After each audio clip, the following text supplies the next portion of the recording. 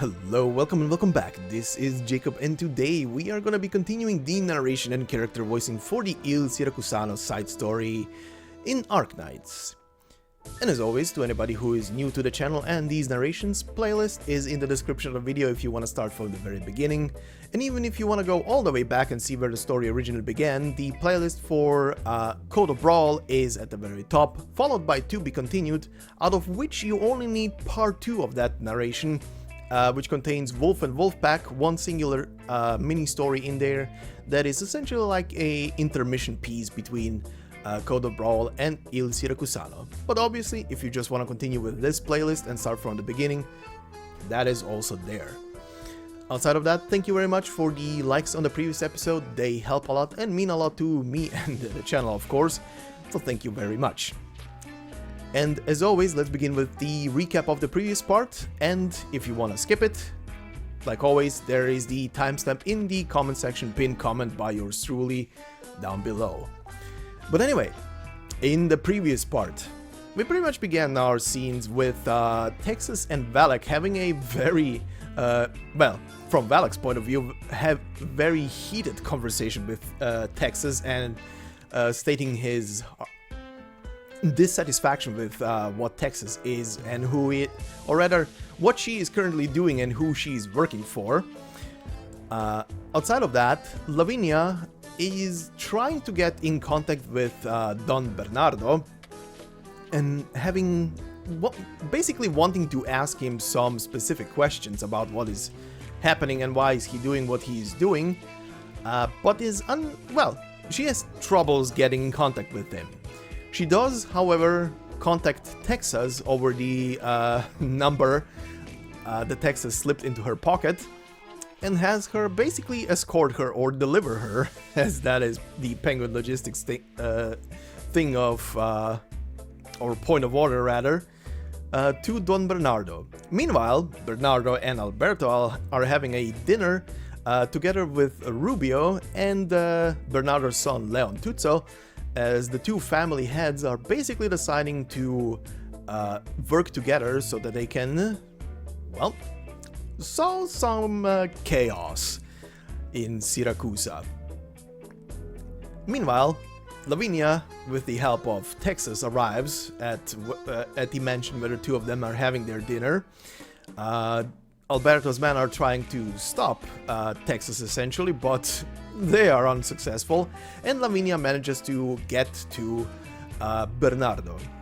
And as she is mulling over so many questions that are swirling through her mind at that moment before she meets him, they all just fizzle out the moment she is pretty much in the same room and lays her hands on Bernardo, as she sees him just sitting there in his sofa, caressing over the self-same tome of law that she is carrying around with her, adorned in thorns, as he is caressing it slowly and just injuring and bleeding all over the place, not even noticing that he is basically pricking his hand on that thing. She just leaves him with one question, and the question being why, and visibly shaken by the whole thing, leaves. Meanwhile, as all of that concludes, the Act 2 for La Morte di Texas is about to be held, and everybody is pretty much congregating into the theater itself.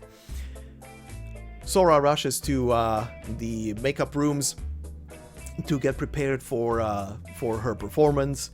Unknowns to her, or rather only halfway known to her, Texas is also there and will also be on stage, but she doesn't know that that is Texas yet. She only knows that there will be someone new on the stage with them, accompanying them with music. Because the old bassist basically called in that they cannot make it. So, Texas will be there, but for other purposes, of course. Meanwhile, everybody gets seated, everybody is in position, the show begins, and people meet, and then chaos as it starts happening all around them. The family start to fight all over the place.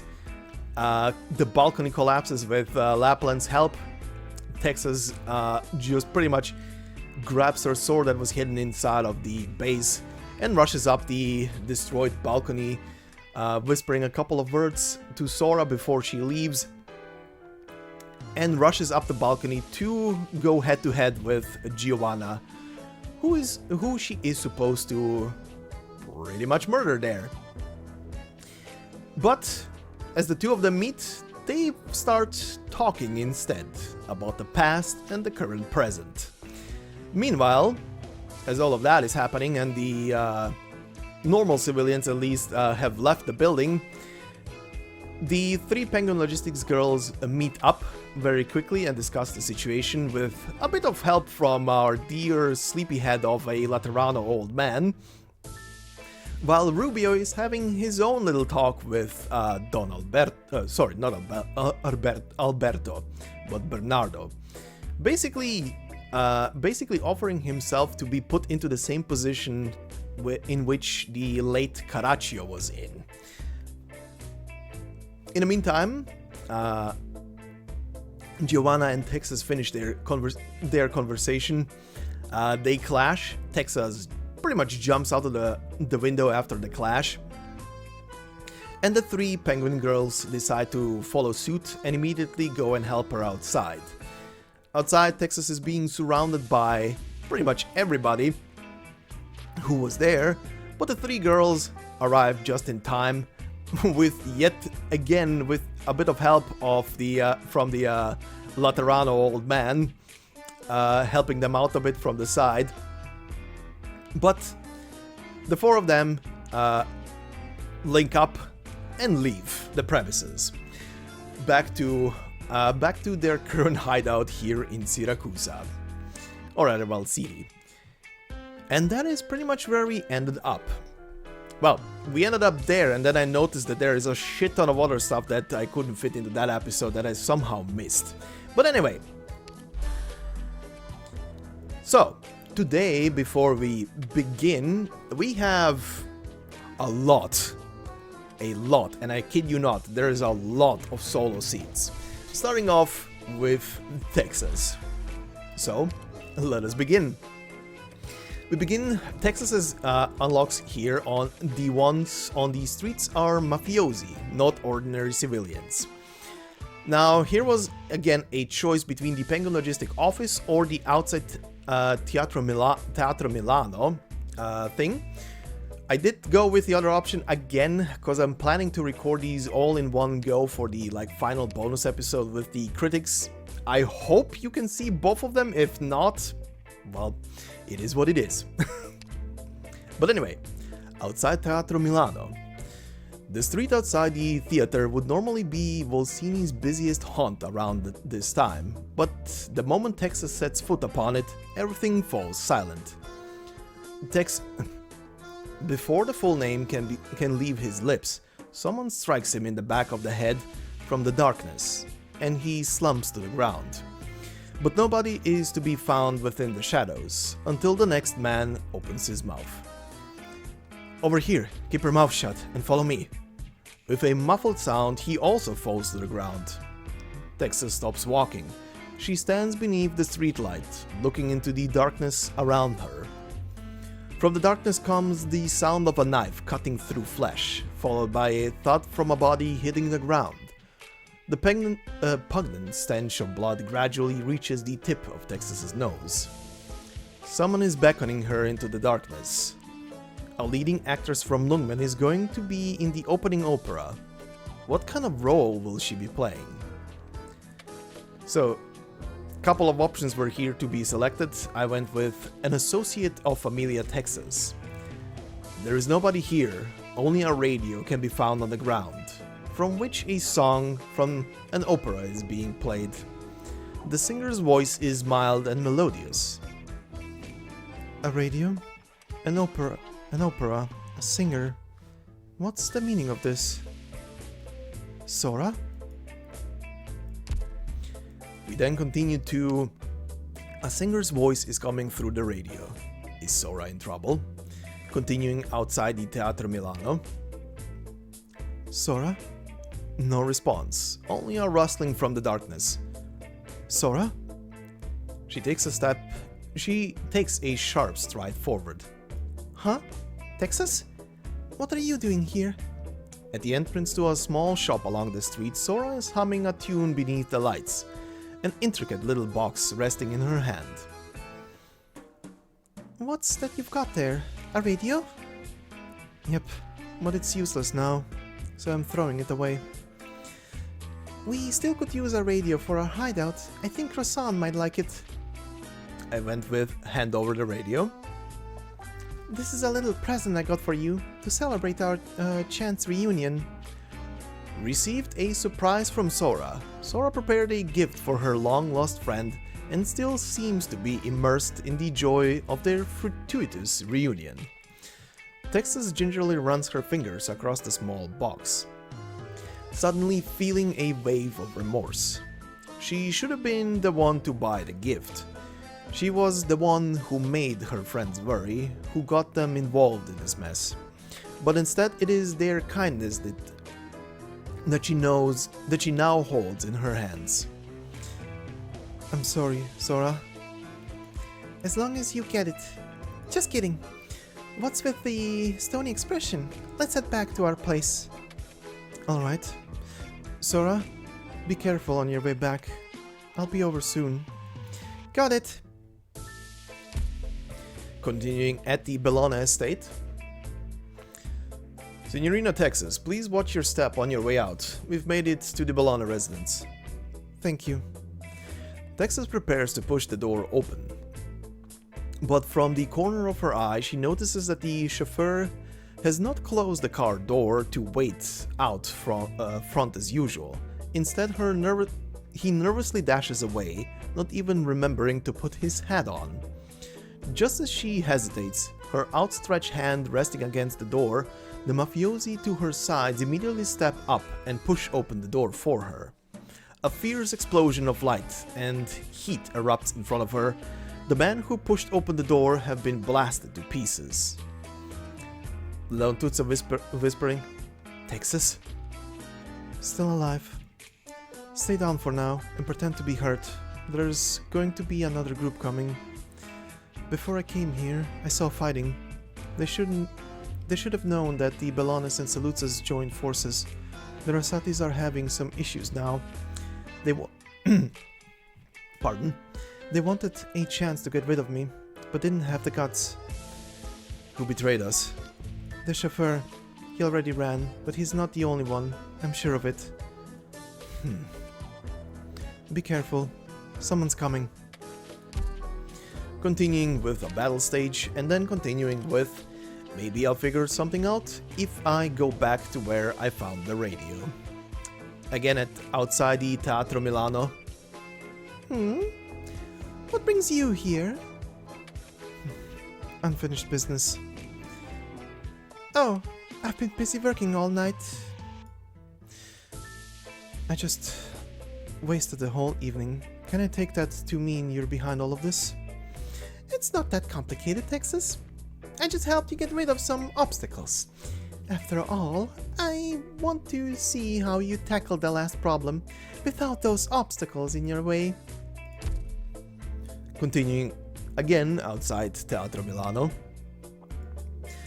Texas just thinking to herself, "Leontuzza will take care of the traitor himself." Sora also confirmed that she hasn't run into any trouble. Then, who put the radio there, and what does it mean? Suddenly, she hears the sound of brisk footsteps approaching her. "After making a big old detour, I suddenly remembered I had to come back to tell you something." In the darkest hour before dawn, the corpses littering the streets just hours ago had all disappeared. Lapland hums a little song to herself. "I put the radio here." Of course she did. And that brings us to the current end, as it's gonna be a trend now. Every single character's final scenes are gonna be unlocked once we breach, or rather finish, stage 10. So now we continue with Lavinia.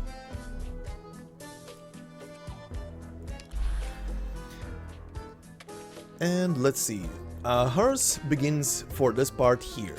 someone's waving at me on my way back from the Siracusa estate. At the small trail park. I see you, Lavinia. Get out of that car already. We're in the middle of a bar crawl. Come and join us. You didn't even come to our class reunion. Are you really so hard to get a hold of? What have you been busy with lately? I just got out of court. Stop pulling my leg. Stop pulling my leg. The courthouse isn't that way. It's the Siracusa estate, isn't it? Look at you. You're the only member of our cohort who's still a practicing judge. And you don't even have kids yet. Things have been real crazy around the city lately, so be careful out there. It all makes sense to me. Get in with a well-off familia while you're still young, help them out a bit and make a fortune, then retire early and go do other things. Not much else we can do. What do you expect? It sure as hell beats being one of those judges missing a limb or two. As the guy with them proceeds to empty his stomach. He's puking again. Looks like he's had a bit too much to drink. Continuing still at the small trail park. Sorry, but I'm not in the mood right now. Go on ahead without me.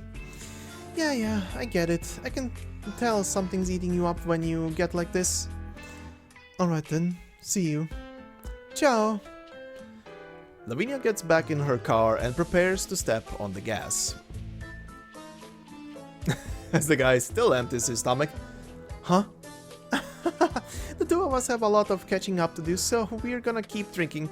Thanks in advance for taking the lightweight from us. They dumped him in her car. Amazing. Continuing on the next part, let's get this drunken former classmate back home first. Still at the small trail park. Ugh. I'd like to ask a favor of you, Lavinia. You're still a judge, right? Yes. Perfect. Back in school, I never took you seriously. My grades weren't any worse than yours, so how did you get an appointment so quickly? Later on, I heard them say you're actually supported by a familia. A big one, too. Turns out it was the Belones. So I was thinking to myself, of course. That's the only way you'd become such a powerful judge. What's your point? I'm too scared. Of what? You leaned on your connections to become a judge, so I thought to myself, why couldn't I do that too? But when those wise guys came up to me, I was scared half to death. Barely a second passed and I already had to give up talking to them. The Code of Law in my hand was just an ordinary book. Actually, it wasn't even as good as a book, considering I've knocked a katsu in the head with a notebook before.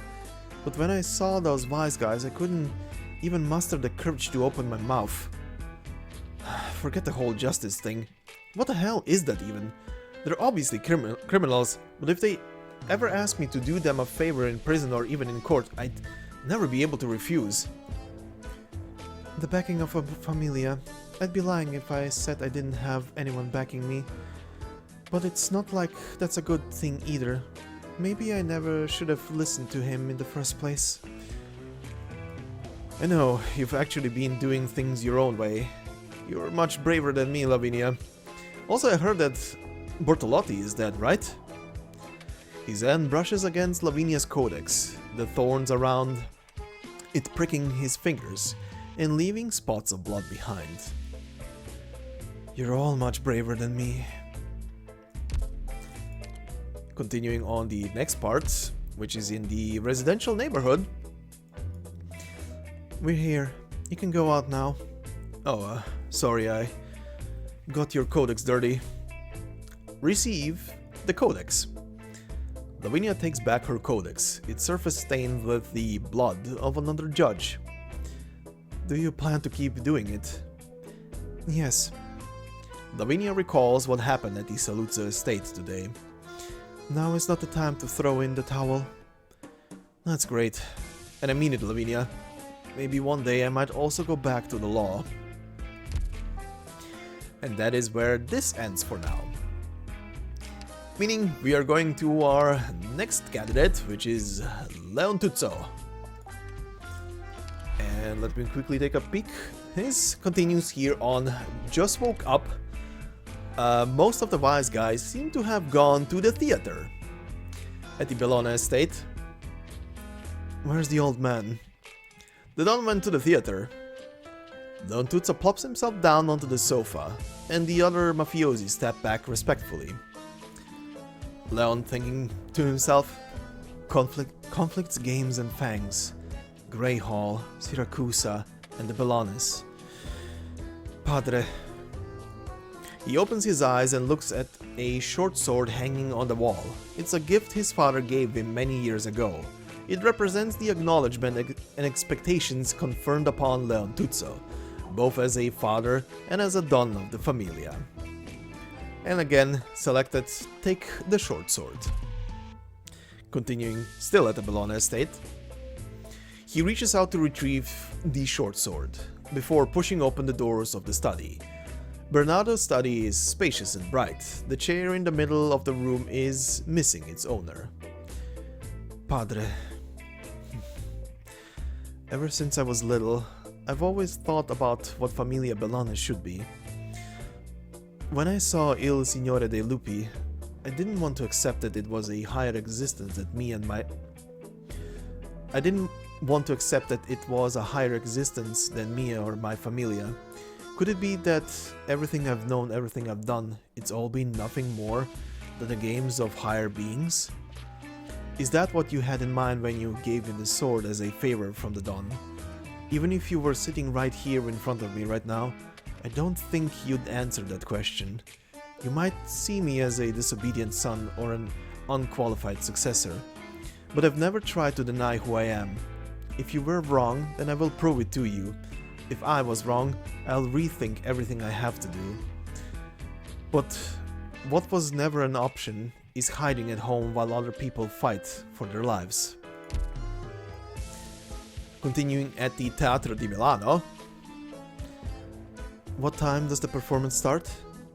It began half an hour ago, signor. I can still make it in time. He looks at the audience members running from the theater. As someone who doesn't want to give up just yet.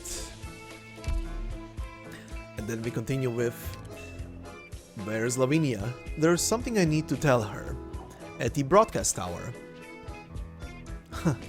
I can't believe I'm doing this.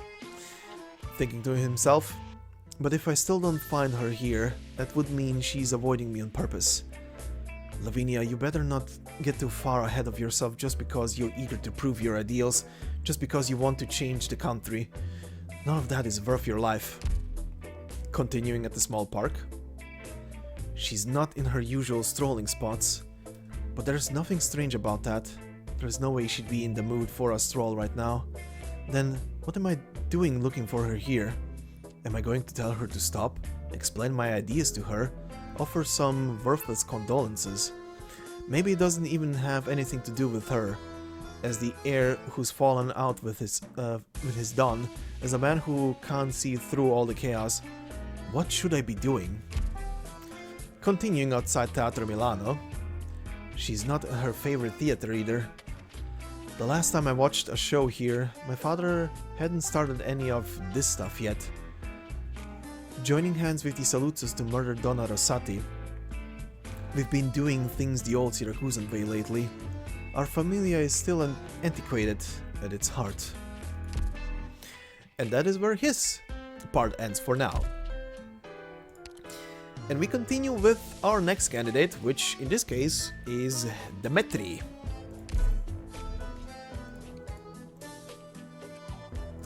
His part continuing with, looks like the next job is taking out Giovanna. Time to make preparations. At the Bellona estate. Don Bernardo, our men have been dispatched, but what about Leon? Is he still in the study? Yes. I'd like to ask you, how do you feel about what he's been doing lately? Be honest with me. Speaking as his soldier, I think Leon Tuzzo is becoming more indecisive. He's been influenced by that judge. I know that he has his own ideals. and is looking for efficient ways to work with the changing times, but it's clear to me that he's going soft. And I'm not the one in the familia, and I'm not the only one in the familia who thinks like that. Though everyone will still carry out your son's orders, they're getting concerned. Go on. As his friend, I can say that Leon is a good fratello, someone I'd trust to have my back. But that doesn't mean what he's doing is okay. As our future Don, he of all people should know better. Continuing outside Teatro Milano. We're here. You're going to blend in with the civilians in the audience. Don't make any noise in there. Then the moment you see Giovanna walk out of the theater, Demetri gestures with his hand. do the job the boss gave you. Continuing in Teatro di Milano. Set the ambush here. Any news about the driver at the estate? No, none of them heard anything from Leon's movements. They're all back at the estate on standby. Leon Tutsu won't be coming. Do you think he's... I know you all have a lot of questions right now. All I can say is, he's brought it upon himself. If he keeps hesitating, the Don will deal with him. Right now, we need to finish our preparations. Those are the orders we've been given. Get the job done. Continuing in the small trail park. At a park, Demetri slouches into a long bench. It's the first time he's had a moment's rest in the last few days. Leon, the other day I was thinking about the stuff you said to me. Maybe that wasn't so unfeasible after all. If we were in any other familia besides Bellone, your hands might have actually been completely tied. Now, what will become of this familia in Siracusa? Leon, it's not that I can't understand your ideas. Even I can envision the future you're talking about. But it's not a reality yet, right? Until it is, it's just a figment of your imagination. The work we have to do right now is down to earth. What you should concern yourself with right now is being the familia's heir. If you're serious about this, I'll tell the Don what I'm thinking. Continuing with the next scenes, need to calm down a bit. The hit's about to begin. Outside Teatro Milano. The show's about to begin. Get in position. Demetri grips the knife in his hands tightly. He no longer feels the vague excitement he did prior to the start of his mission. Instead, he finds his heart heavy. For the first time, he feels a slight reluctance to draw his knife. But the feeling is fleeting, quickly suppressed by his other emotions. Leon, whether this mission succeeds or fails, if I make it back, I'll apologize to you. Familia Bellone has to come out on top. Otherwise, all of the Familia's hard work will come crumbling down because of one wise guy's lapse in judgment, and I won't let that happen. Stay hidden. Finish the job. Followed by Teatro di Milano, which in this case was an operation. And his part again will continue after finishing stage 10. Then we continue with Dan Brown, whose story will end here, but we begin his, let me just quickly check, here. There are a few wise guys drinking at a bar. They seem to be discussing something at Pub Tramonto. Boss, hit me with 2 more bottles. You're gonna keep going. Looks like we got a discussion on the floor here today. The boss shifts his gaze to the side, gesturing to a table in the corner. I normally wouldn't mind you getting a bit rowdy when you're drunk, but how about heading back home early this time? Those guys? They're not gonna start a fight. They're just gonna have their little back and forth on top of the table, and then one of them will slink away with his tail between his legs. Continuing at the pub. So, we're done talking here, huh? That's right. I remember saying before that I never do anything without a plan. And number of patrons pull weapons concealed in their coats and swing them at their counterparts sitting across the table. The boss quickly retracts the bar and pulls up a repurposed partition in front of him.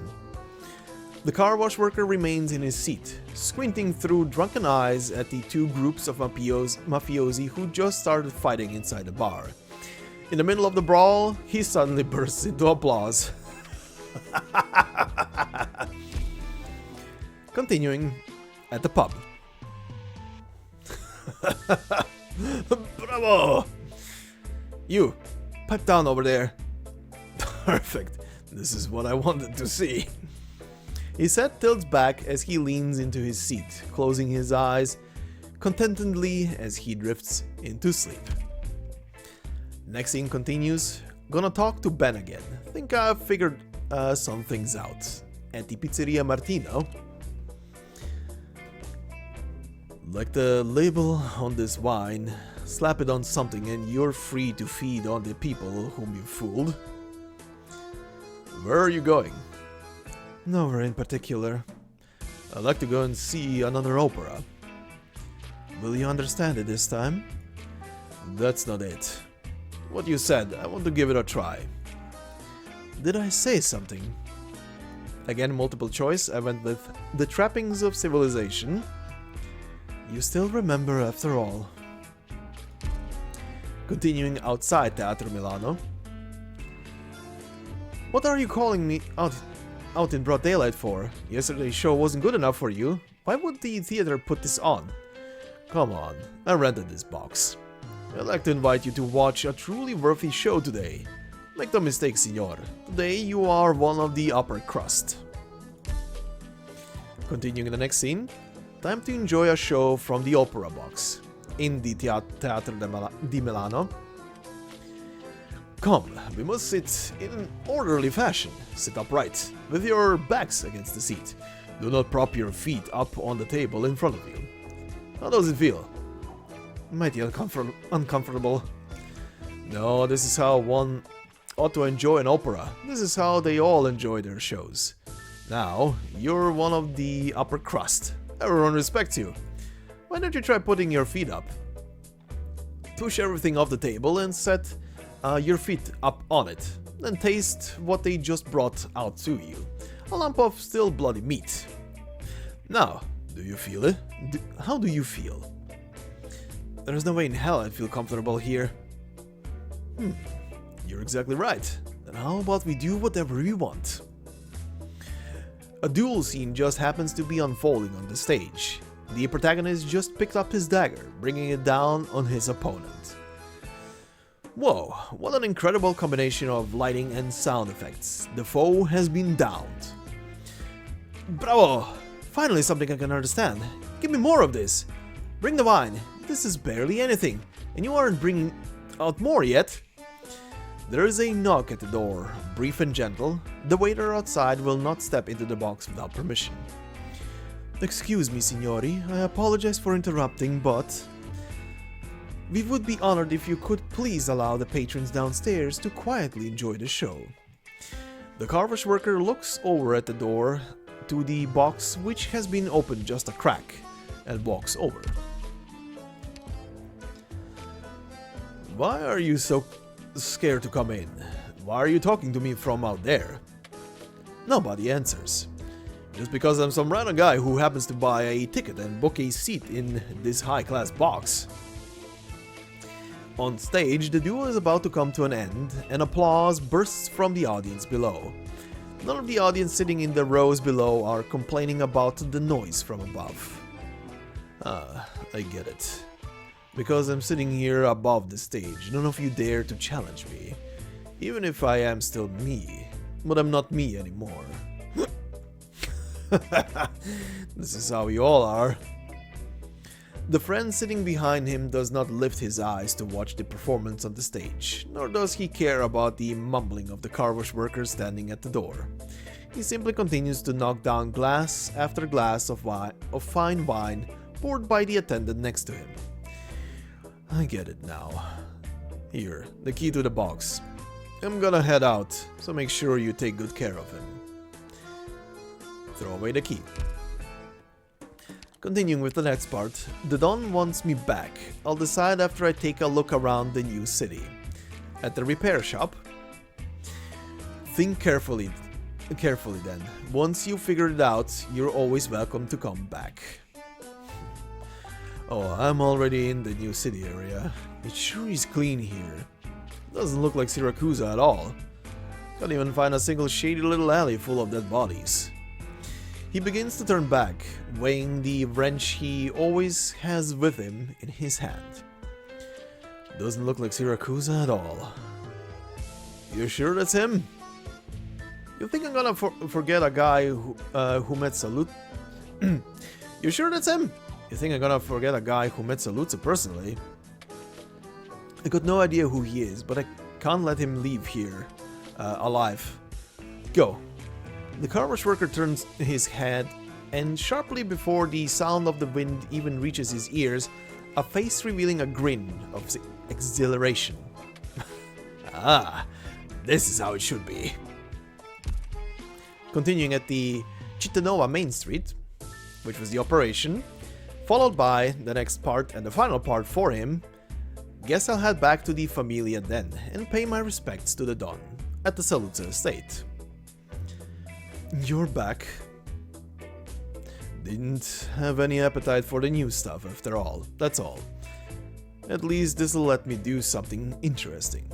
So, what's my job this time?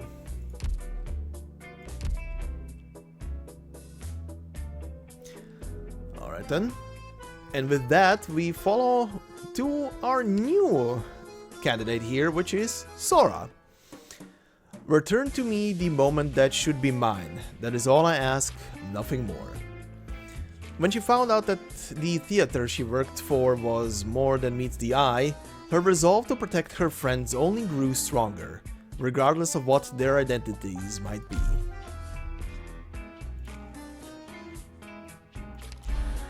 So, for now we only have two, essentially, parts here. First part, my dress is all ruined now, I need to get it fixed quickly. Fiori di Rugiada. Excuse me, can I get these flowers? And another pair of scissors so I can trim the stems myself? Here. Do you only want the ones up here? Yes, one of my outfits just got patched up, but there's still a spot with stitches to cover, so these flowers will do the trick. Want to take a look at this bunch instead? I think the color matches better. Received. Flowers. Beautiful, exquisite flowers, just enough to cover the stitches of the dress. The one who picked them was careful not to make even the slightest error. Continuing at the repair shop. After hearing Sora's request, the shopkeeper skillfully opens his toolbox and begins repairs. After some small talk, the shopkeeper suddenly stops working. Did you say you're a lead actress with Campagna dell'Abla? Yes. Is that a problem? Oh, it's nothing. The hand waving the chain of pearls becomes just a bit more circumspect. Received pearl chain. The shopkeeper seemed extremely capable. After hearing that Sora belonged to Campagna dell'Abla, those adroit hands became even more circumspect. Continuing. I need to go somewhere real quick to get the materials to fix the dress. At the shady park. Sora, why don't you take a break? You've been going all over the place. You don't have to go that far for this dress. I wouldn't care as much if this was just an ordinary costume dress, but Texas, the director, is also the boss of the Bellona family. You should know better than me that I'm more than just an ordinary actress now. Sure, he acts like a kind and caring uncle to us, but I'm not convinced that he won't try to use me as a bargaining chip against you. I have to make myself flawless to him, whether in my role as an actress or in any other ways. I'll go with you, Sora. I know, you won't let things get that bad, but I need to make preparations of my own. After all, I came all the way from Lukman just to find you. You mean so much to us. I don't want to put us all in danger. Continuing at the Penguin Logistics office, Sora's terminal starts to beep. Hello? Yeah. I'm already done over here. Texas glances over inquisitively. Sora whispering back. It's a call from Exia. She wanted us to bring back some food. What do you want? I just passed by a place selling a chocolate marshmallow pizza and thought it looked pretty good. Never in my life again do I want to hear the words chocolate marshmallow pizza.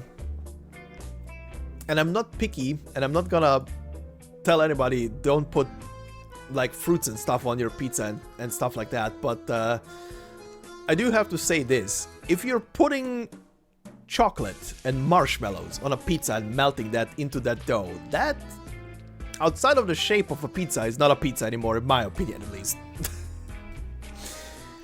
That is just pastry at that point. Anyway. That's what you were thinking too. Yes, I was. Thanks. Very fitting question there. Great, then we'll all see you in a bit. Remember to tell Croissant to come out and help us though. I bought too much stuff and can't carry it all. Received food and drink. The buyer knows her friend's tastes well and purchased all of their favorite foods for them. We're back. Exia, here's your favorite apple pie. Rock and roll! And here's your favorite sweet rolls, Croissant. I don't know why, yeehaw just amuses me as a response, but anyway. Then there's the chocolate bar Texas bought for herself and my marshmallow pizza. We also picked up some trendy drinks. I know you like them cold. Oh, how lucky am I? But are you sure you ought to be eating 2 calorie-dense meals in a row? Calories don't exist as long as we're happy. Now that is a statement of a pie. Anyway, continuing again at the Penguin Logistics office. As the night deepens, most people slip into their dreams, but not Sora. Outside, the moon glows brightly, a rare, clear night sky in the rainy season. She wants to take in the sight, but she is not the only one who cannot sleep. Huh? You're awake. You didn't go to sleep? I couldn't fall asleep. Texas? Tomorrow I'm going to tell the director that if he's okay with it, I will stay in the troop and be his hostage. Sora, I know you're never going... I know you'd never go along with it, and if I said this tomorrow, you'd probably start arguing with me in front of him. That'd make things worse. So you got the idea to use yourself as collateral to guarantee my safety? Texas, I don't think of myself as collateral. I'm your friend, and I believe I can handle the consequences of my own decisions. I'd prefer to negotiate on my terms, rather than let the director run the show. Don't worry, Lungman Showbiz isn't exactly child's play either. I can handle this. And that concludes us for now, and we shall continue with our story on stage 8, titled Walking on Eggshells. You should have picked up the first Foul Beast egg. You should have picked up the first Foul Beast egg when it appeared. We do not have any new enemies here. All the enemies we've seen before are here on this stage. So we shall continue on into the before scene.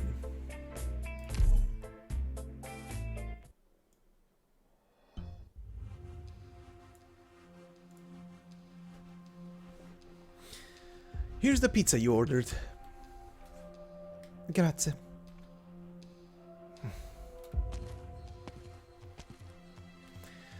Is someone sitting here? Yes. Great, I'm glad to join you. I said the seat's taken. You should go and continue your familia's work. Don't bother a commoner like me. Lavinia. I'm not blaming you, Leon.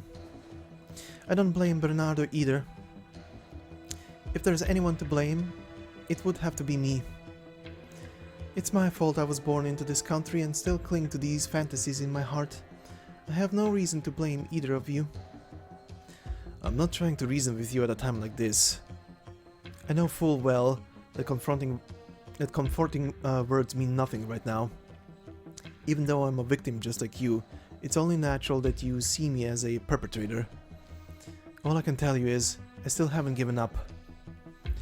That's all. There are too many things going on in the city these days. Do keep an eye out and stay safe. If you run into any problems, give me a call.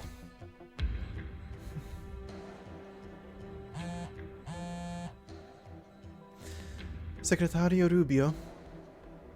Are you free right now, Your Honor?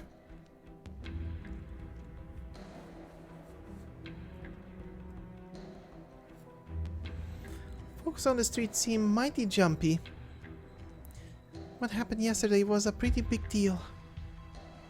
You really gonna go talk to that director? Yes, there are some things I need to set straight with him, no matter what. But it'll be fine. Keep doing what you need to do, Croissant. I'll be there, don't worry. In that case, I'll be Croissant's bodyguard for the day. Thanks, I appreciate it. If things go south, you give us a holler. Will do.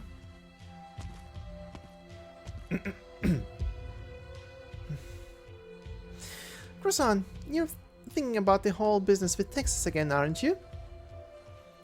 Reading me like a book, huh? You can say that again. I'm the same after all. I know what Sora is thinking. If Texas really wants to stay, she's going to respect her opinion. And I agree with that. But I still want my sister to meet my friends.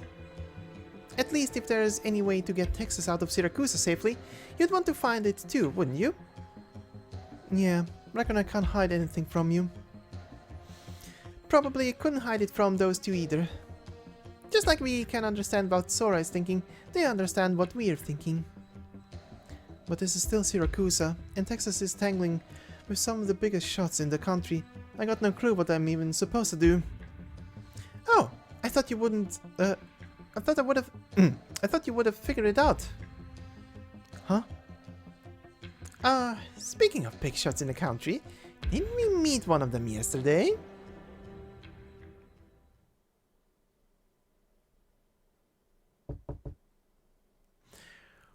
Come in. Welcome, Signorina Sora, Signorina Celinia. Why are you dragging Sora and the others into this?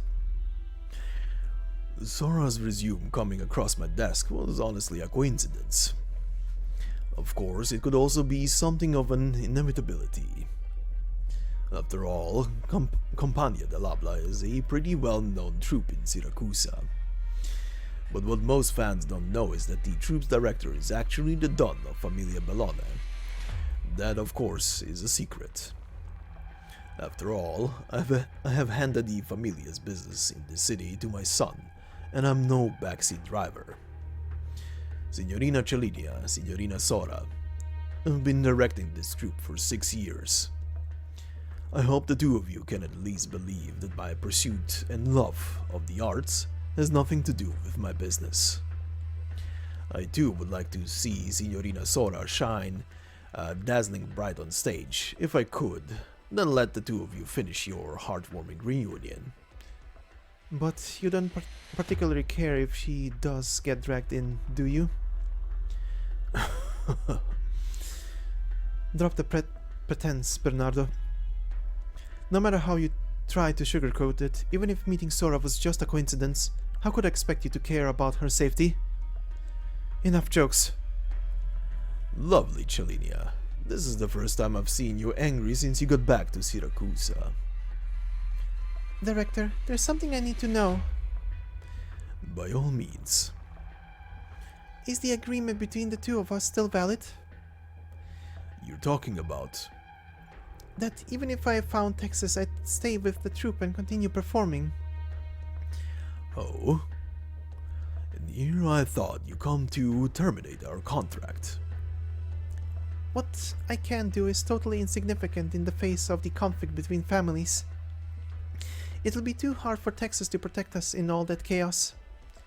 And I trust that you are a man of your word, at least. So, to cut to the chase, I'm willing to stay here and be your hostage. Your bravery never ceases to impress me, Signorina. But there's no need to be nervous. I didn't call you here to castigate you.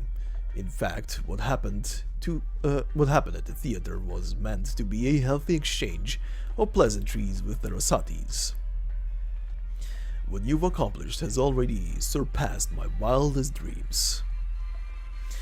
And so, I'd like to inform you that the contract between us is terminated. You're free to go.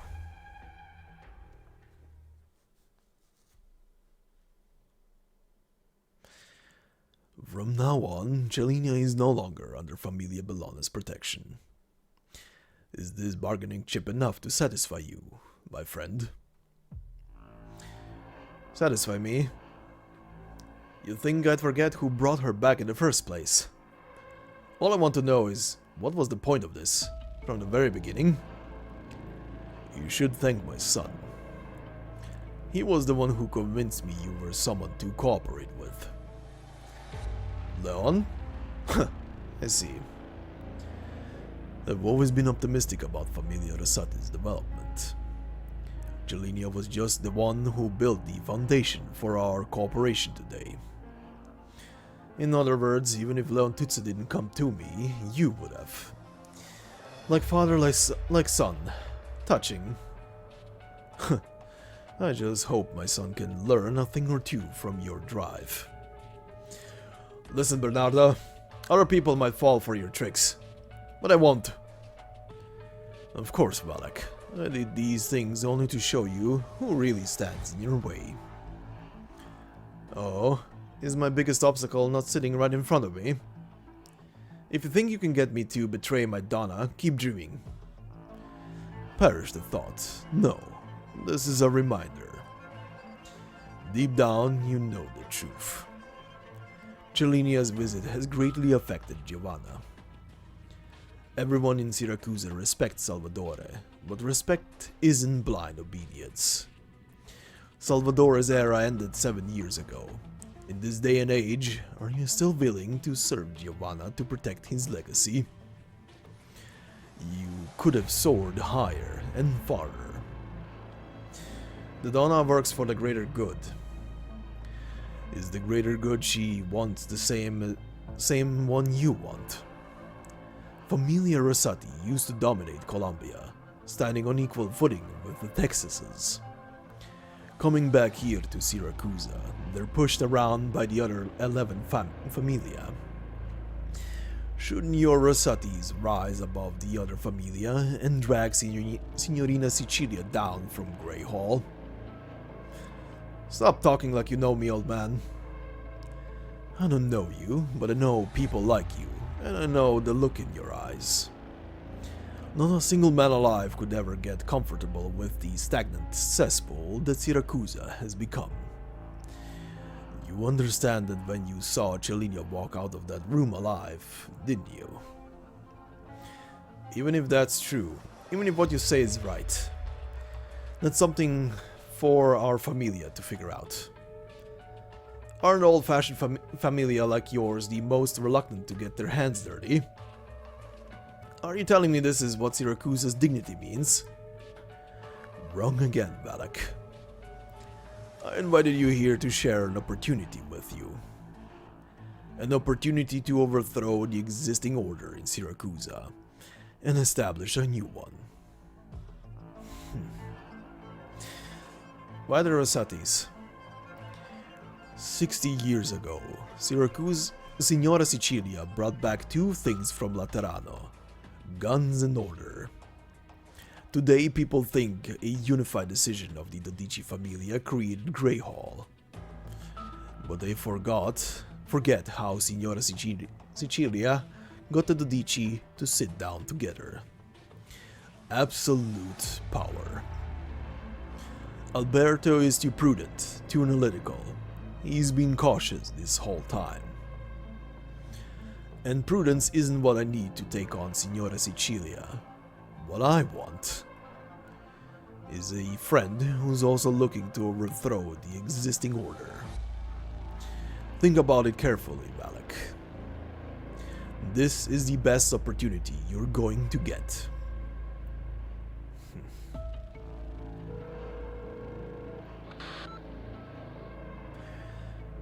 Is the Donna here? Over in that room. Go and tell her that I'm going to deal with Chelinia by abducting her friends. Are we seriously going to do that? What you should be asking instead is this really what you want the Rosatis to be?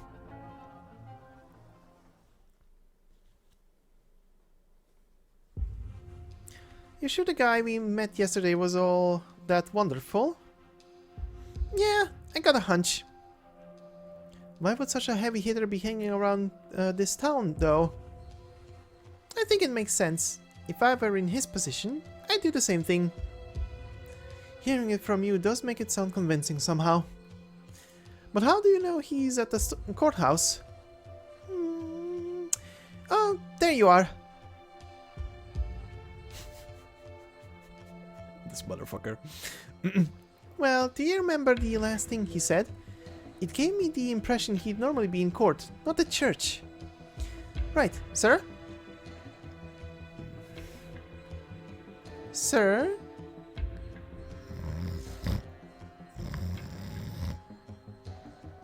I'm thinking we should leave him be. Huh?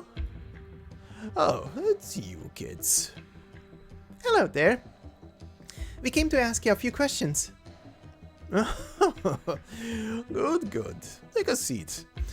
It's never a bad day to talk to the youths.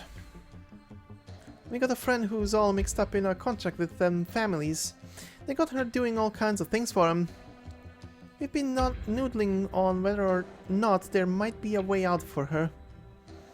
Your friend's surname is Texas, isn't it? Yes. I've heard that Bernardo is a man of his word. As a Don, he must never break his promises. But even us foreigners can tell all this hubbub is the Bilana family trying to rile up Signora Sicilia. We ain't about to go sticking our heads in all this complicated business, and to be honest, it don't go much to do with us either. But we don't want Texas getting any payback from Signora Sicilia. Back then, Sicilia's fury towards Giuseppe for what he had done was just as great as her admiration for Salvatore. Oh, and by the way, I want to point out very quickly here that despite up until now his name only appearing as question marks, even though he technically didn't introduce himself yet, we do get his name now in the text here, being Agonir. And I hope I'm saying that right. Anyway, because it was the most direct challenge to the order she had established. Sicilia accepts all corners within this order, but she will not allow anyone to append the entire order. So what you're saying is, there ain't no loopholes in this order, is that it? I used to think that, my child. But there are no absolutes when it comes to orders established by men. Just as why me meeting you has nothing to do with Chelinia. It was just because I happened to meet a fellow Sancta here. Before Sicilia, the land of Siracusa was not without order. The only difference is the order that the families believed in came from themselves, and as no two families could ever share the same order, they could only fight. Sicilia's actions did not completely break this order. Instead, it unified the orders among different families into a single universal standard. All the families were united into one. And thus Siracusa became Siracusa. Now tell me, do you know what this means? You're saying Siracusa before and after Signora Sicilia never actually changed? Clever girl. The problem that existed in Siracusa is the past still exists today. I know, we are all aware of this fact. But all these problems can be resolved by seeing Sicilia's fold. Meeting Signora Sicilia? That's a tall order. That is one thing I will not help you with. But for her, there might be a way. However, the price may be too high to pay.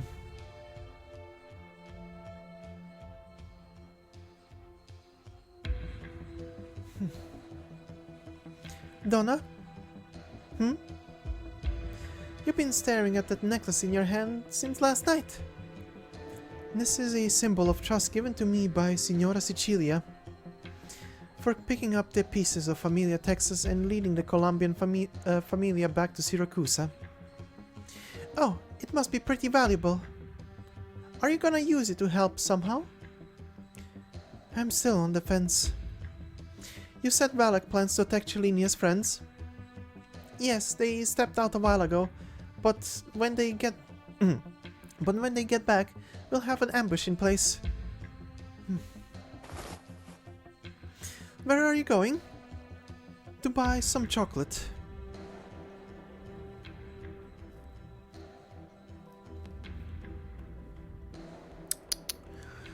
Turns out your guess was right on the money. Rosati Associates have already started to infiltrate the block. When those ladies from Penguin Logistics get back, I'm afraid they're going to die a gruesome death. But let me ask you a question, Lapland. Lay it on me. I figured the Rosatis would try to rob out Texas. But you're still a Saluzzo. You really need to send Gambino after that Sancta while you stay here and house it for him. I never knew you were to give so much for the sake of friendship. Am I the type? Definitely not. Which is why I want to know, what the hell are you waiting for? You plowed that truck right into the courtroom, turned yourself in, and cleared her name in the process. Then you went on and forced the Saluzzas and Bellanas together.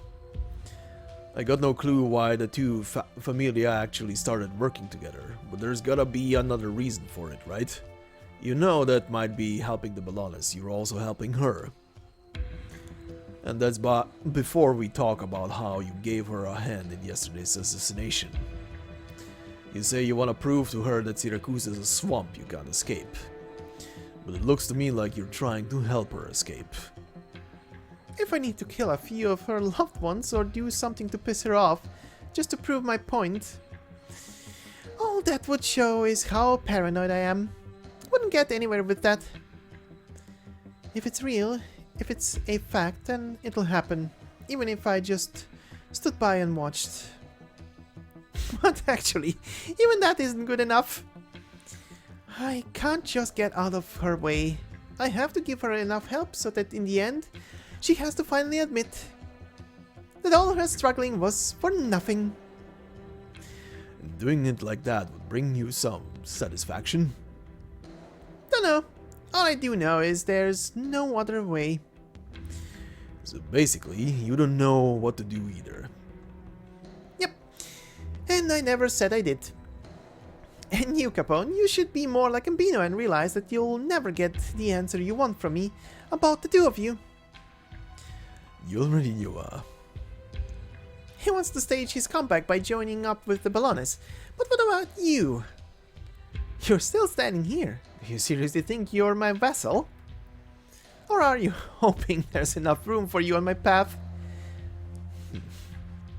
Give up on that hope, or I'll kill you. There's only room for one. What about Texas? Texas might just be the path itself. Capone stays silent for a minute before turning and leaving.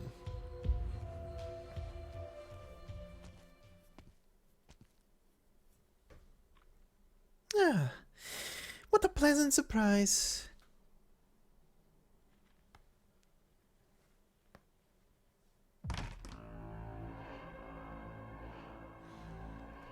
I haven't been here before, but it looks like I'm in the right place. So this is Penguin Logistics' little stronghold.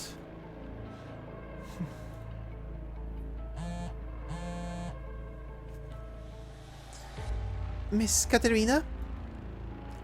Sora... Oh, right, I gave you my number before. Would it be better if I called you Miss Giovanna? Katerina will do just fine. I like the name. Do all Siracusan mobsters like to work in the performing arts? Why not? We can't be fighting and killing each other all the time. Are you all together right now?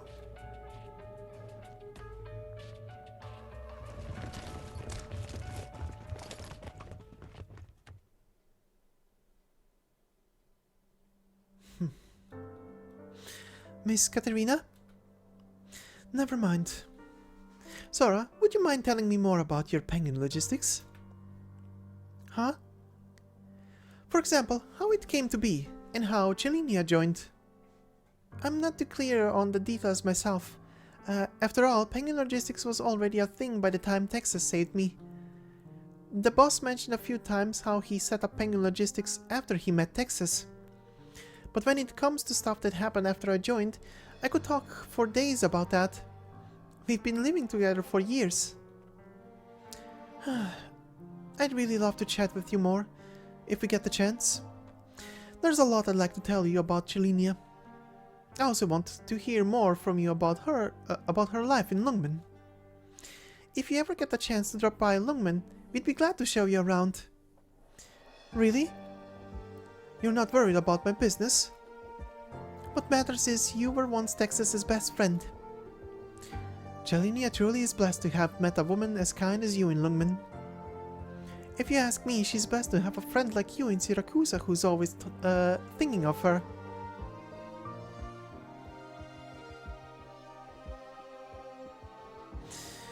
Alright, Sora. Yes? I had a flash of inspiration just now. Huh? I'm always thinking about how I want the grand finale to play out. In my story, I thought she would meet her end just like a Siracusan would.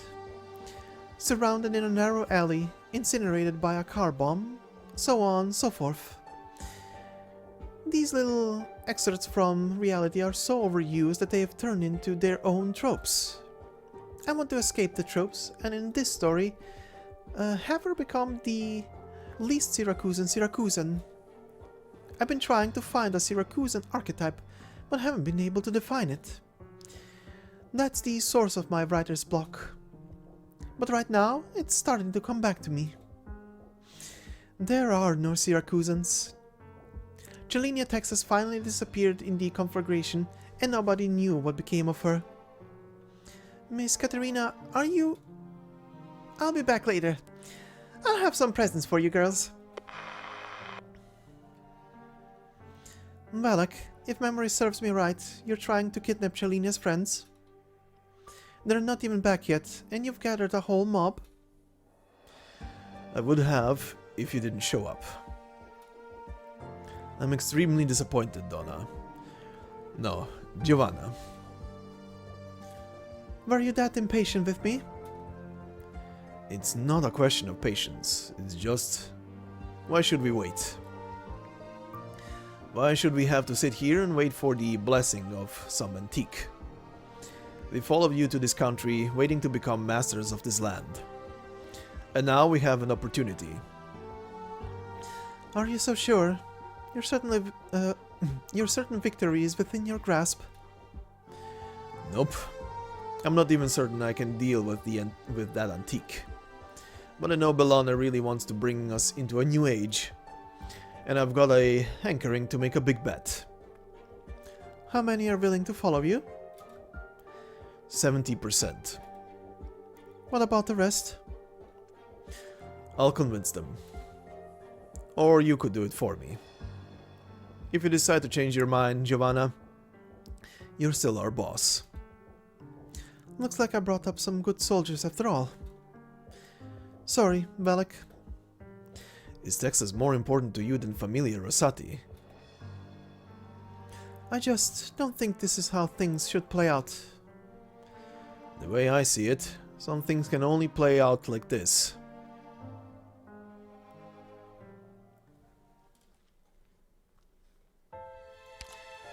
And we continue with our after part.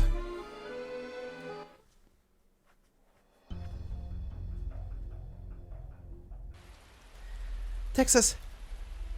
What? Miss Katerina, I mean Giovanna, might be in danger. What did you say? I just called her and have a really uneasy feeling. Lapland. Yo! What do you want? I just wanted to give you an update on your old friend. She's somewhere near your little hideout, surrounded by wise guys from her own familia. Texas, we should go and help her. I know. Just a second. Are you seriously going? You were all ready to make an enemy of the Rosattis to get out of here. But now you're going to stay in the swamp just for her. Think, Texas. This is your best chance to turn around and walk away from it all.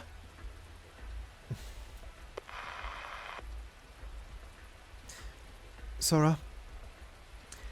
You know, Texas, this was supposed to be a little job I picked up as a way to go looking for you. But I soon came to realize that I'd fallen in love with Siracusa's performing arts scene. People here have a certain arrogance to them, but they're much better than the materialistic Lungmanite businessmen. Anexia won't stop raving about how she's going to find the best pizza in Siracusa. As for Croissant, she's always been easygoing. I just wanted to catch up with you. Maybe we can go back to Lungmen after everyone's had enough fun here. We'll go back to Lungmen eventually, the four of us together. That's right, the four of us together. Well, actually, I just had a chat with Miss Giovanna and asked her to take a tour of Lungmen with us, so that would make 5. Okay.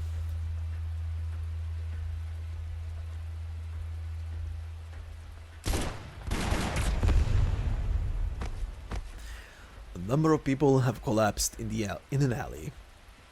A number of wounds have appeared across Giovanna's body. Everyone, including herself, knows there is no escape for her.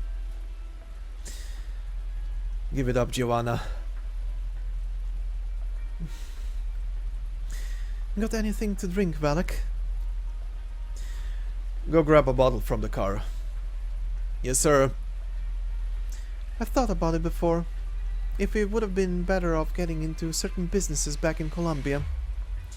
Originium weapons, designer drugs, military channels. I've also thought about if there were certain opportunities that I should have seized. Getting on good terms with those officials or even extending an olive branch to the Colombian government. But in the end I decided that some things had to be done in moderation. We're too deeply invested, we're holding too much. I won't claim to be a good person, but at least we can't forget that there are some things we can't do. You could call it principle, or you could call it stubbornness. Times have changed, Giovanna. A new era calls for new norms. The so-called morality and justice of the old guard should be cast aside. Even if we don't do it, someone eventually will, and when that time comes, we'll be the ones who get pushed out. Or you think sitting around watching Colombia's other familia get their mitts on these things is the right way to do it? What would you do in my position, Valak? I'll control it all, new and old. Everything will be at my disposal. We're not taking the world back to the old ways, we're turning away from them. Not the booze, Valak. Come on, have one less drink with me. Fine.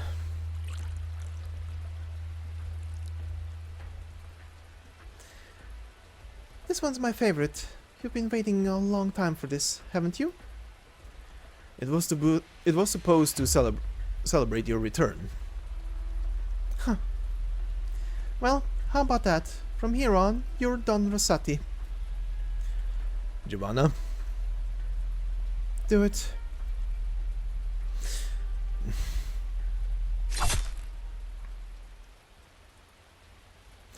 The sound of sharp metal slicing through flesh appears in the alley. It is quickly drowned out by the sound of the falling rain.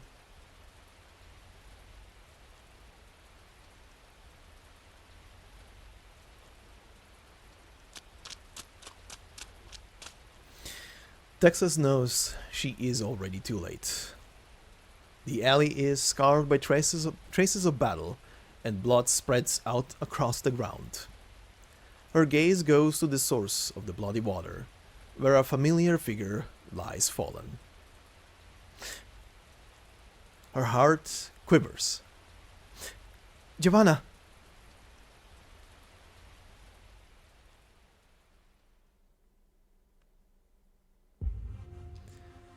We should be able to have a nice discussion over here, Your Honor.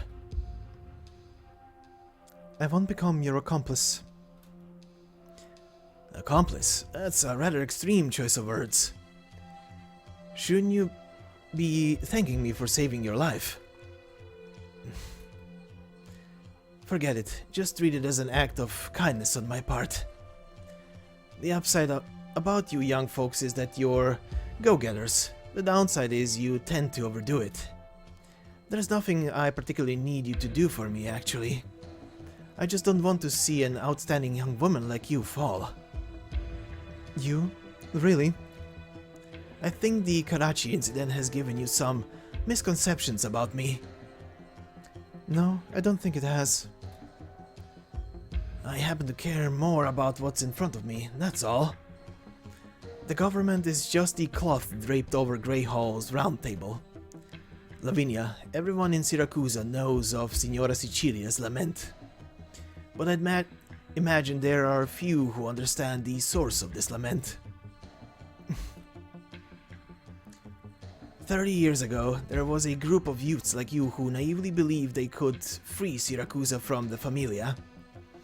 But there was no end to the dark clouds that hung over the country, and they couldn't conjure up any support. So they chose to try to win over a number of Familia by catering to their interests, trying to fight the thing they thought they could resist. As for what happened to them, nobody knows. Nobody knows? Try to picture this scenario, Signorina Lavinia. Your father is a clerk who works for the city government. One day you get up, shower, and have breakfast as usual. That's when you realize your father forgot something at home, and your mother asks you to bring it to him. It's the rainy season, and you're in a bad mood because you had an argument with your father. But then you think to yourself, it's partially your fault, and it would be better to just apologize. But when you walk into City Hall, you feel an unnatural stillness. The place shouldn't be so quiet at this time of day. Soon you see blood seeping from beneath the doors of various offices. And that's when you realize that streaks of blood are painted all across the floor. You find that everyone in City Hall has gone missing. What scares you even more is that not a single soul will comment on it, no matter who you ask. Even your own mother is completely silent. It's as if the disappeared never existed in the first place. After a while, people begin to appear at City Hall again, and a bit after that, the normal hustle and bustle returns. And you finally realize that's all there is to it.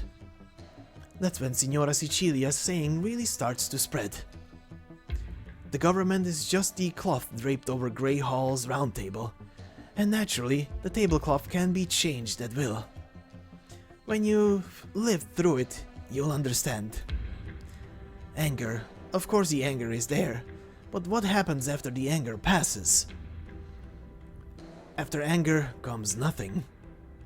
Just as you are now, not knowing who you can even vent your grievances to. To Don Bernardo, to Familia Bellone, or to Signora Sicilia? No, of course not. They are all cogs in the existing machine, and you, as the gatekeeper to this machine, know better than anyone else. It can't be shaken. And that's why you want to tell me that all I can do is to cover my eyes and ears like you, pretending to be oblivious to everything that's going on. Pretending I'm living a semblance of what you could call a life. Signorina Lavinia, you are even more naive than my daughter. And as someone who's experienced it all, my advice to you is the same as the last time you came to me. No matter what your ideals are, you must first live on. And if you're really in that much of a hurry to die, at least find a successor first. Sometimes living to pass down your ideals can be even more difficult than dying a merciful death. Alright, I'll be taking up my new post in a few days, and Don Bernardo has arranged a speech for me to deliver to the whole city. There's nothing I need you to do for me, but if you'd like, you're welcome to keep my wife and daughter company. I do believe that isn't anything that would violate your principles.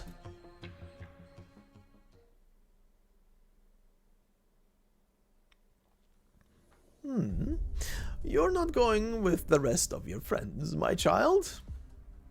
I have a somewhat personal question I'd like to ask you. Oh? Please, continue. I learned a few things about you back when I was in school. Back then, both you and His Holiness the Pope were seen as promising young talents. But after Signora Sicilia visited Laterano, you left with her. Didn't even hesitate. You want to know why I left Laterano with Sicilia? Not exactly. What I'd like to know is, you must get along very well with Signora Sicilia, right? That depends on what you mean by get along. But if you mean in terms of understanding, it may be the case that nobody understands her as well as I do. However, our personalities are actually quite incompatible. At least these days I am happier hiding in this city to avoid the headaches she brings me. Isn't it also part of getting along with someone? That I cannot deny. How were you able to stay on good terms with her for decades?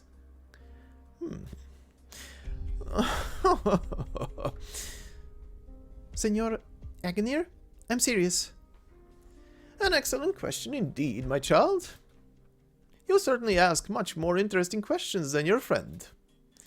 But first, there's something I'm curious about.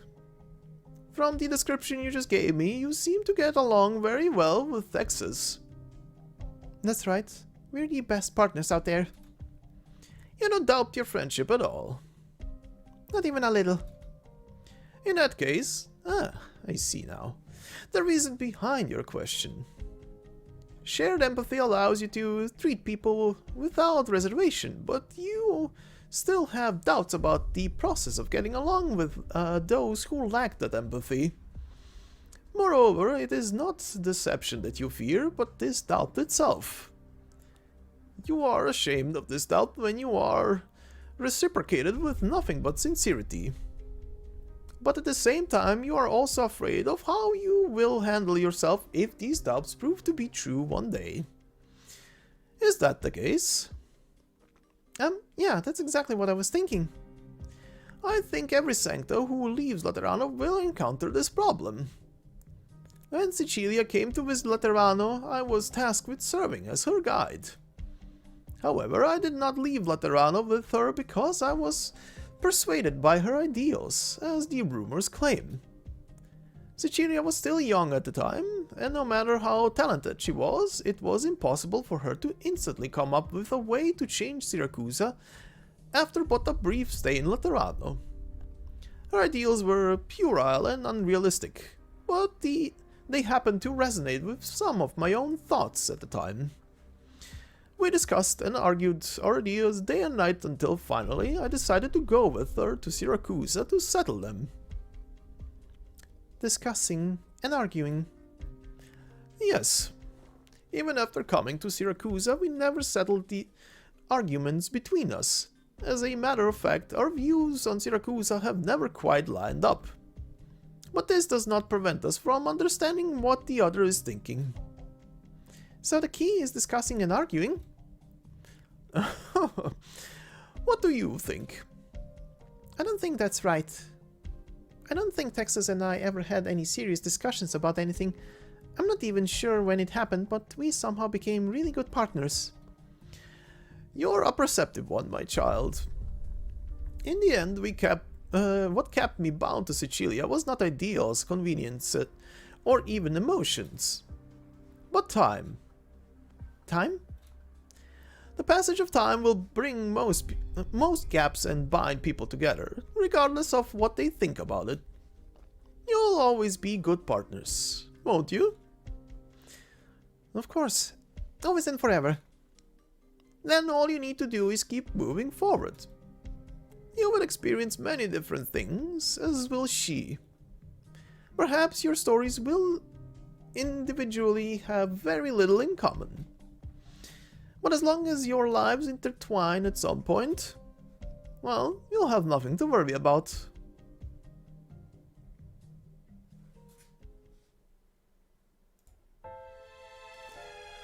Alright, and now before we go into our final part for today, we will visit yet another new character to our solo section here, which is Giovanna Rosati.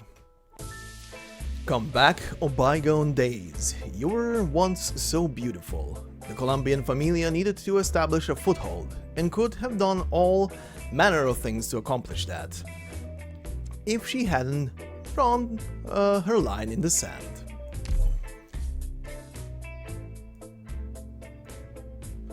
Alright then, considering she's obviously a new character to this, we go through the entire thing. Starting with time to deal with some familia business at the Rosati estate. Donna, your itinerary for today. Signor Valak has also seen it. There is one item regarding the drug business that needs your personal attention. Please take a look. Bring it over. Followed by again the Rosati estate. He has a laboratory in Tremounts with his own commercial supply chain to produce his new drug. He wants our funding, as well as a level of protection from the government, to ensure he can get them to market. Marco, how much do we stand to make from this deal? 1 year would be enough to recoup everything we invest, with our earnings increasing every year thereafter. We'll make a killing from this deal, and if we don't do it, he'd be fine taking it to another Colombian familia. Donna? The simple transaction would be mutually beneficial to both parties, but the drug would be anything but. It'll ruin countless lives. I understand. Also, Signor Valak is waiting for you in the study. And the third one, again at the Rosati estate. Brandy? Sure. The goods are here. He hands her a package. Received? Bribes. An unassuming package. Government officials know full well what they will find inside, as well as what they are expected to do. Dinner is in half an hour. Next time, you could just take my place. Donna. Joking. You're dead set on turning down that deal. You've got another opinion? It's your call. I'm not about to question it. Valak, there's gotta be a limit to what we'll do for money. Right. Our next section. Lots of unfinished work left on the schedule. At the Volsini Grand Hotel. Naturally, you can rest assured that Familia Rosati won't interfere with your drug business. I've got no doubt that you'll do well. Giovanna reaches out and shakes the hand of the man across from her. Her eyes circle around, trying to see if the man behind her is betraying some expression. Oh, pardon. His eyes circle around. But he finds nothing. Biden, take care now. In a little alley next to a parked car, two people are picking out fruit from a stand on the side of the road. Is that Marco? Pretty sure it is.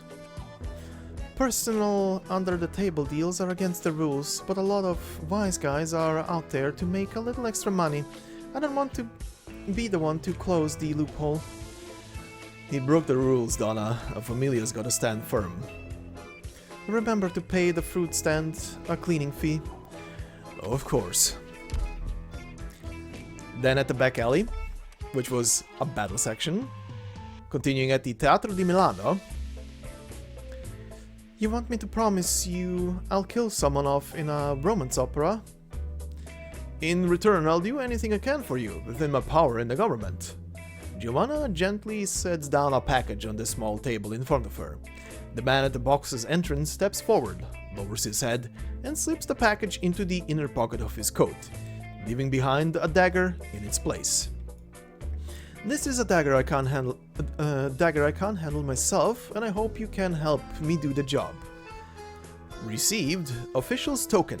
Officials will not leave behind any sort of evidence that can be used against them in a place like this. Their way of expressing obedience is sometimes as simple as a salutations or a bow. If you opened the package right now and looked inside, it wouldn't surprise me if you started having second thoughts about the familia you're affiliated with right now. Thank you so much, but... And all I need from you is for you to stay put. Thank you. I may also need your help again in the future, and hope that you will not begrudge your generosity when the time comes. Continuing at the Rosati estate, you've had your eye on Familia Stefano. The one that controls half the catering industry? They've branched out into military contracting, the Colombian kind. And they're already making a bundle. Balak gestures the figures with his fingers. It's not an extraordinary amount, but if they get settled in, we'll be in big trouble come 10 years, maybe even just 6 or 7. Do you think I should have a chat with those officials? I'll arrange it. Never mind, Balak. Let's call it a day. Continuing in the next section, I need to leave something behind for Chilinia at the Penguin Logistics office. Giovanna just, thinking to herself. Balak, you already know I'm going. Chilinia, what would you do if you were Donna of Familia Rosati? Would you be like me, dictating what should and shouldn't be done? Would you be completely hands-off, or would you control everything yourself? Or I guess... no, you'd never end up running a Familia in the first place. But I still have a glimmer of hope. That if you get your hands on this thing, you'd definitely do something with it. Continuing in the next section, I hope Chilinia gets the chance to follow her heart at the Rosati estate. It's right here. Giovanna gently caresses a distinctly Siracusan necklace. Balak is enough to keep the Familia going.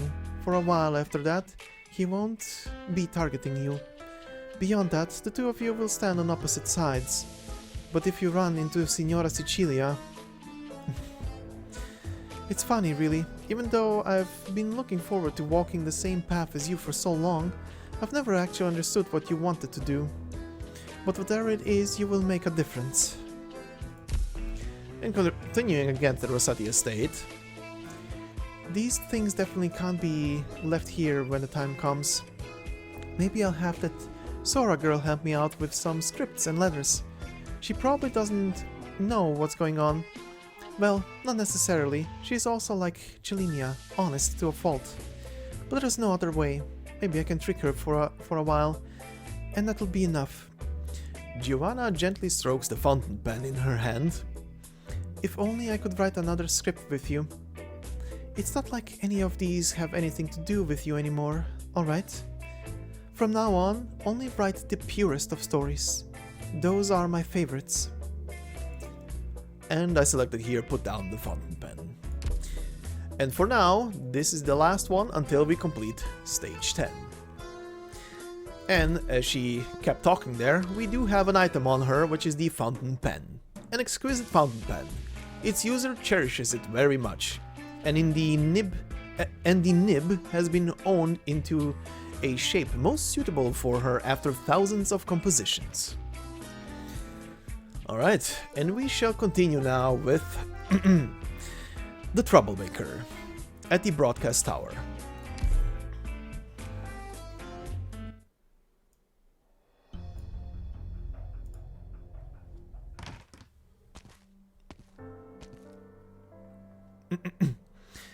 Oh, you really came, Judge Lavinia.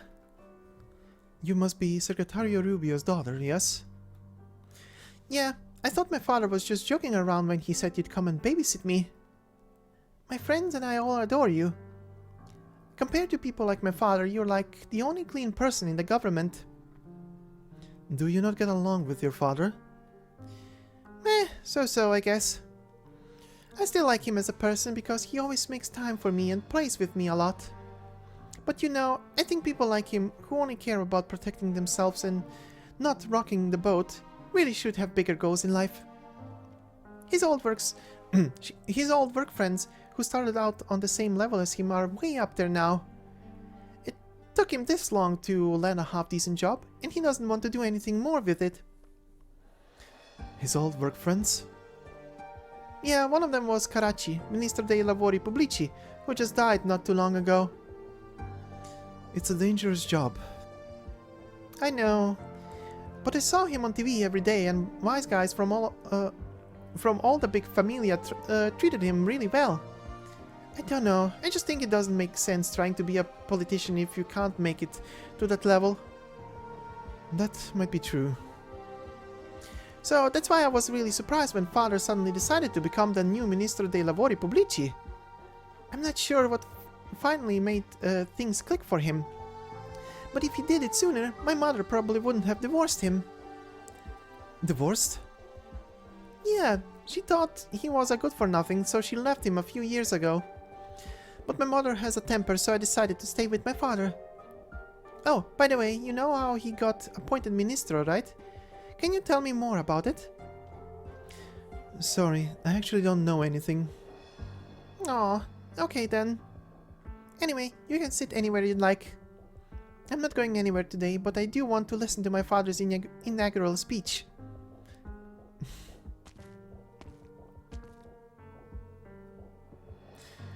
Lavinioni thinking to herself, Secretario Rubio keeps his room tidier than I would have expected.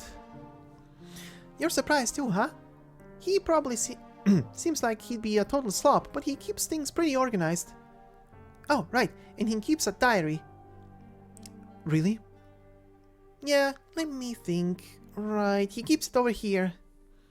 He only writes in it when he feels like it. It's not like an everyday thing. After years of jotting stuff down, he's still got all these blank pages. Does he not care if you snoop around his things? It's totally fine. He left it there because he doesn't mind people reading it. I flipped through it a few times, but it's all boring stuff. I'd call it like Chronicles of a Middle-Aged Man. Boring, it drags on and on. You can take a look if you want.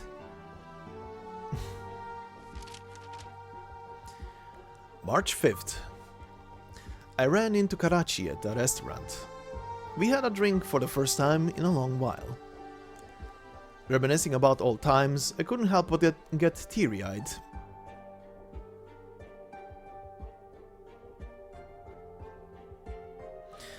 Senor Rubio, this is where you'll be giving your speech. Please, leave me. But we've got orders to protect you. Nobody could get in here, right? Right, okay.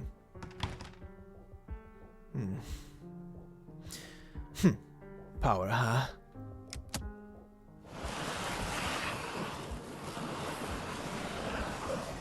Now I'll barricade the door with the sofa. This is about as much as I can do. Okay. Well, Karachi, I won't keep you waiting much longer. See you soon.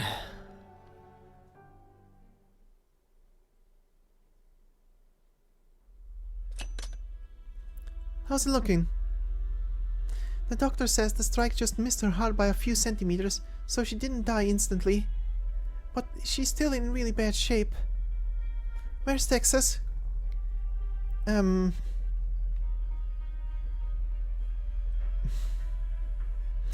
She's been a stupor ever since she got back yesterday. She just sits there motionless, won't even respond when I ask if she wants to eat.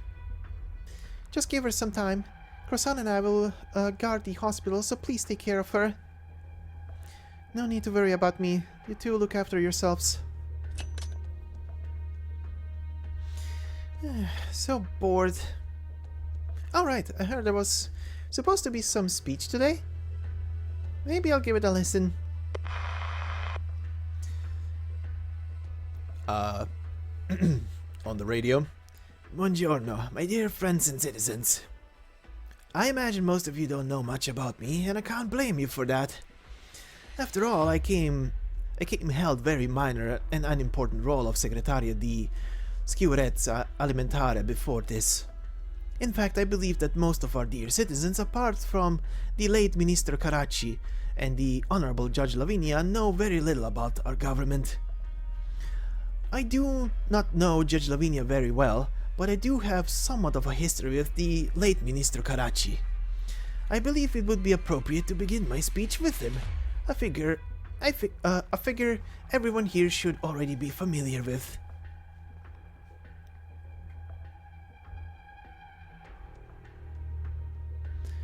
Caracci and I both joined l'Autorità Garante della Concorrenza e del Mercato. Jesus Christ, that is a long one. Around the same time. He was strong and energetic, taking care of the fieldwork while I handled the paperwork behind the scenes. He became known within the system for his bold words and actions, and he even dared to challenge prominent familia. To be perfectly honest, it seemed like the guy was indomitable. He was almost taken out a few times by dissatisfied familia, but managed to weather the storm or push through the situation. But at the same time, l'Autorita staff saw him as a pain and nobody wanted to help him. So the job of reporting to him naturally fell to me, unpopular as I was. And let me tell you, that job took a whole lot out of me. But at the same time, it filled me with a sense of accomplishment. Though I could never be as direct and straightforward as him, I could do what I wanted to do through him vicariously, and that was a reward in itself.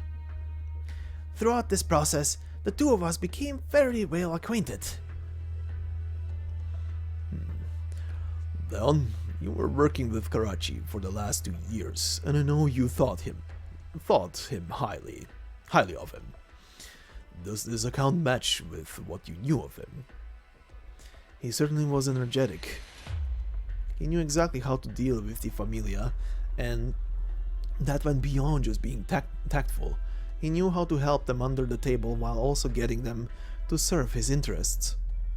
A lot of what he wanted to do would have been blocked by various familia, but in his hands he always managed to get things done step by step.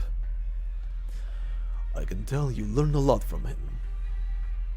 I just thought there were some similarities in the time I saw things and the way he operated. The days when problems can be solved with fighting and killing are over, Padre mio. If the familia are going to survive, they have to adapt accordingly. You still don't understand, Leon. What do I not understand? You've subconsciously lumped yourself in with Lavinia and Caracci. But don't ever forget, you are not one of them. I know. If you really knew, you wouldn't be standing here. Unfortunately, you're out of time. Padre?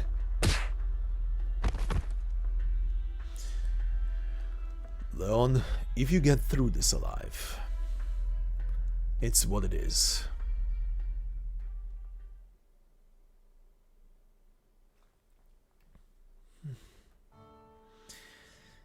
Continuing on the radio, even though he was a thorn in the side of many familia, his talents were evident to all, and so he rose through the ranks long before I did. In fact, I thought he wouldn't last long after his promotion. I used to think that because he was never in a place where too many different interests overlapped, he wouldn't face any serious attempts on his life. If he kept behaving the same way he always did as he rose through the ranks, sooner or later, he was bound to step on toes that he could not afford to step on. I was wrong. I never knew my father could be such a talkative person. What do you think, Judge Lavinia? Judge Lavinia? Lavinia seems completely oblivious to the calls of Rubio's daughter. She's engrossed in the words of the diary in her hands. May 3rd. Just resolved a small case, but it touched me deeply. There's a problem that everyone is unaware of, or should I say, is turning a blind eye to. Why, even in the age of Signora Sicilia, the Siracusa have two different sets of rules at once, one internal and one external.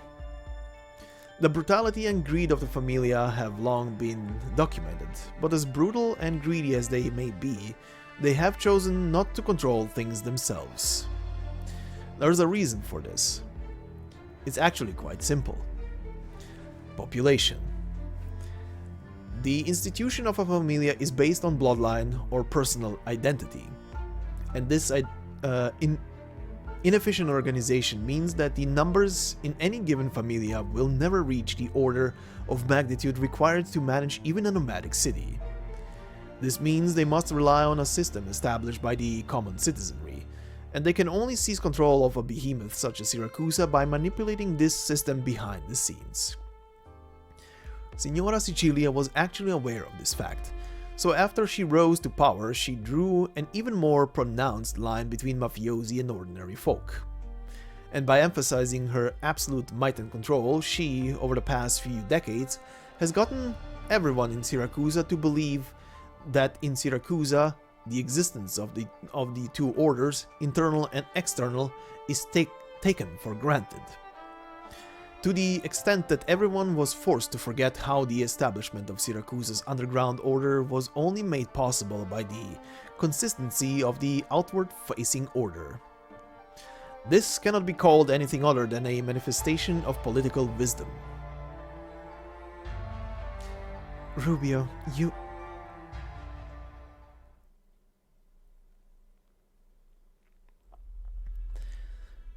The radio continues. In fact, in our system, there is no shortage of people with the same fundamental intentions as Karachi. However, for various reasons, they finally chose to submit to these familia, even becoming their cronies.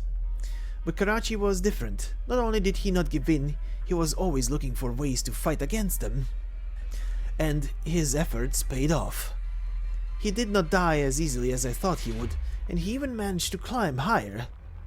And when we met again at a banquet, he said something that I will never forget. The familia these days are weak.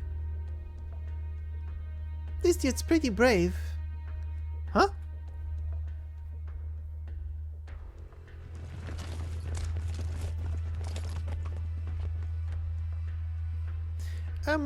Texas, there seems to be something happening outside. Let me go and check it out. Exia? Huh? Do you think we could bring Giovanna back to Lungmen? Why not? She seems fun. But it doesn't feel like that's what you think, right? Texas turns her eyes to the table by the window, upon which a necklace sits. It was a symbol of trust from Signora Sicilia, a gift that Giovanna left for her. In her grandfather's eyes, the Colombian familia had soured. They do nothing for the sake of profit, getting involved in the lowest businesses, committing murders with no morals at all. In her father's eyes, the Siracusan familia had decayed. Passing up profit or opportunity, not fighting for their interests, limiting their progress for the sake of supposed morality, all of it was the pinnacle of stupidity. In Texas's eyes, her father and grandfather were right and wrong. If she is only angry about what happened to Giovanna, then she could leave just like she did 7 years ago, only this time bringing Giovanna with her. However, when she got news of her grandfather's death, when she turned a blind eye to the car wash worker, when she turned her back on her father's orders to help, the only thought on her mind was, "There's no end to it all."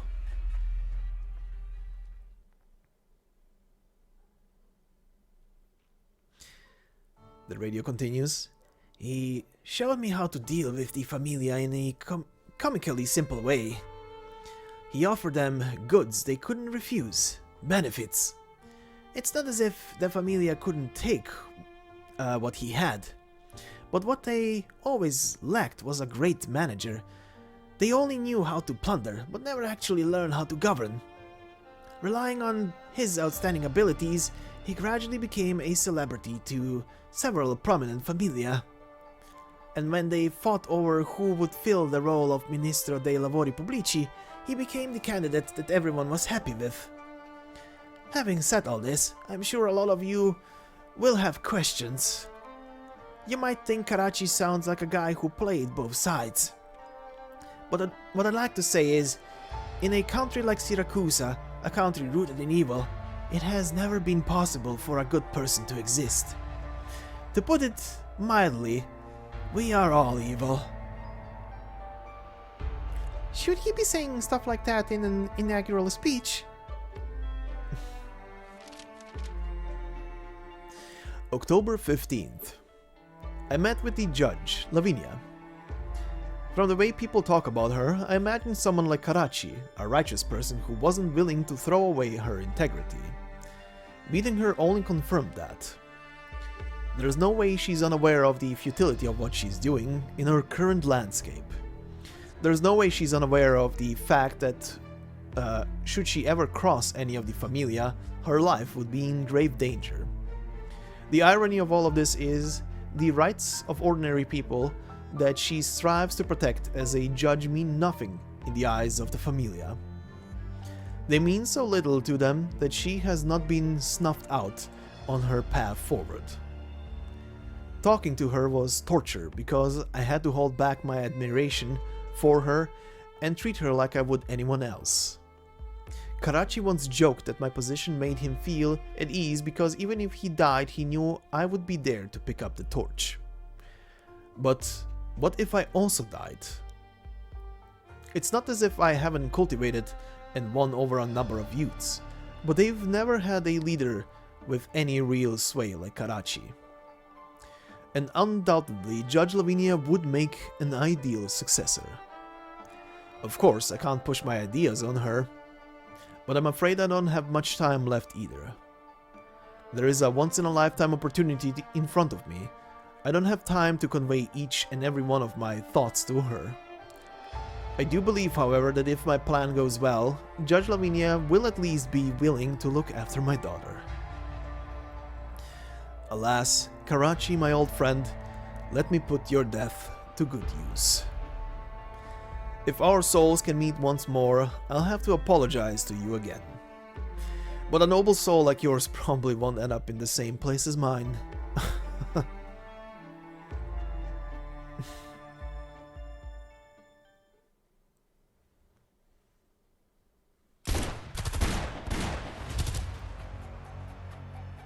I knew we should have relocated as soon as we could.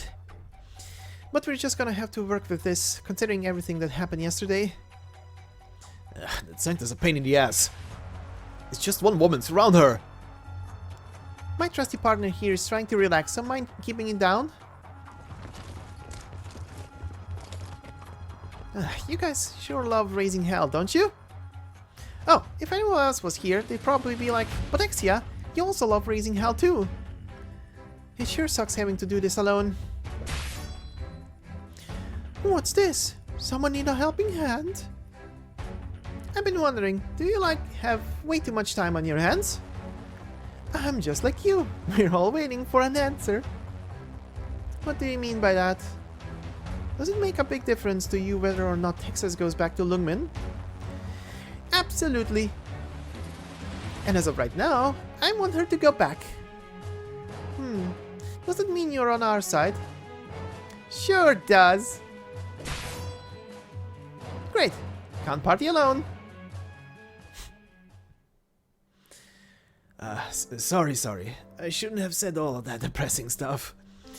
However, it should be clear to everyone by now that I am not here to give an inaugural speech. I came here to speak from my heart. Karachi, as bold as his vision was, never mentioned anything to me about his outlook regarding the new city. The reason for that is, when he took up his position, he was already prepared to die. We've all borne witness to what he did over the past 2 years. And just when I thought he might make it long enough to see the birth of the new city, he suddenly died a few days ago. As for me, that was the last straw. So I cozied up to Familia Bellone, recommended myself to them, and obtained this position. In that process, I discovered a shocking conspiracy the Bellone and Siracusa family had been brewing. From the very beginning, they plotted to plunge the city into chaos and seize the newly built nomadic city. Then they will seek to leverage it against Signora Sicilia.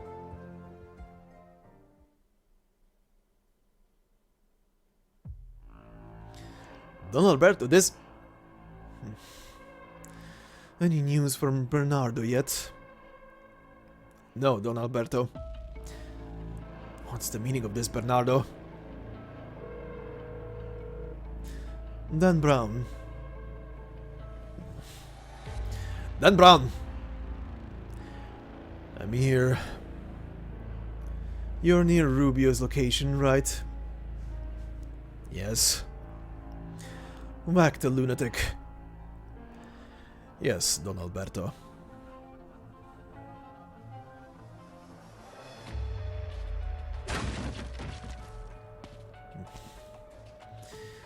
Alright, I guess I can't keep you out. If you really want to come in. You're an idiot. What's the point of all of this? The way you're dressed, are you an ordinary worker? I work at a car wash. It's called Alto Lavaggio Dan Brown. Oh, that rings a bell. Yes. So you must be Dan Brown then? That's me. Do you have any particular concerns about your job? No. Siracusa's gotten soggy and stale. I've had nothing to do, so I found some work for myself. That's a shame. You should have looked a little harder. You arrogant wise guys think you can lord over us forever. You think your only enemies are each other. You've never taken any of us seriously. But the times are changing. Nothing stays the same forever. No matter how nice your words might sound, they're just words. Can words overthrow the Familia or Signora Sicilia? No, but I've taken this once-in-a-lifetime opportunity and said what I needed to say. As for who'll win between the Bellones and Signora Sicilia, I don't know, or care. All I know is this new era has no room for the likes of you. In the next chapter of Siracusan history, if the next chapter of Siracusan history is about to be written, the heroes of that story won't be the Familia. We may have no power, we may indeed be weak, but we know that civilization rose to overcome this savagery. We pursue a form of equality, an order not rooted in violence. Violence is in our nature. Really now? Why then are all of the Familia moving in the same direction? Why are they chasing money and power instead of violence and conflict? Is killing me today just a cathartic release of this violence? Or is it because I got in the way of the people behind you taking power? See, you already know the answer. And if you don't mind, I'd like to be the one to finish myself off. Do you know what this is? A gun? That's right, I purchased it from Blacksteel a few years ago, through my connections. It's hard to use, and it's not very useful against a pack of wise guys laughing at you, lunging at you. All it can do is offer a little protection to one as weak as myself. By the looks of things, I already figured out who I should be pointing it at years ago. Rubio slowly raises the gun's muzzle to his temple. Oh, right, Dan Brown. I hope that one day you can just be a regular car wash worker here in Siracusa. One who never has to hold a weapon ever again.